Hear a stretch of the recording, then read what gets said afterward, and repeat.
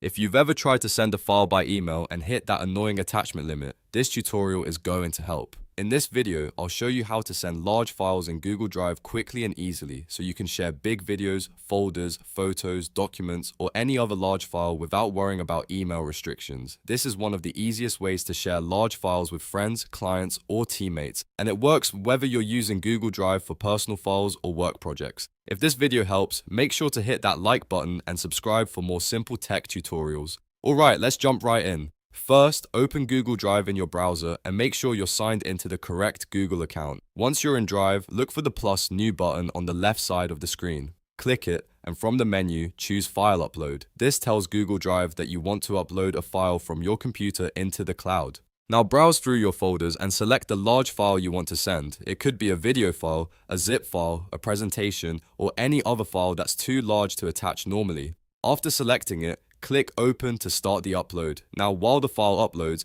keep the browser tab open. That part is really important. If you close the tab too soon, the upload may stop or fail. For large files, this can take a little while, so be patient and let Google Drive finish the process. If your internet connection is stable, the upload should continue smoothly in the background. Once the upload is complete, you'll see the file appear in your Google Drive.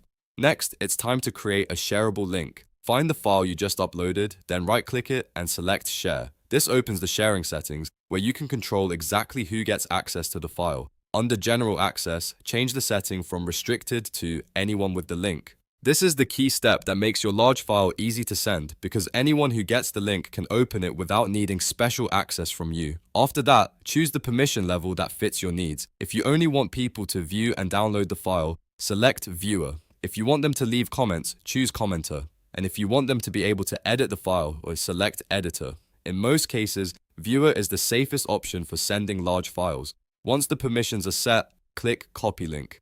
Google Drive will copy the sharing link to your clipboard, ready to be pasted anywhere you want. Now, you can send that link through Gmail, WhatsApp, Discord, Slack, text message, or any other messaging app. Instead of uploading the file directly into the message, you're simply sharing the Google Drive link. That means the person receiving it can click the link and download the file without running into attachment size limits. This is especially useful for large videos, high-resolution images, project folders, and other files that would normally be too big to email. If you're sending the file to someone important, it's a good idea to test the link first. Open it in a private browser window or send it to yourself and make sure the permissions are correct. If the person can't access the file, go back into the sharing settings and double-check that anyone with the link is enabled. Also, make sure you selected the right permission level, because that controls what the recipient can do with the file.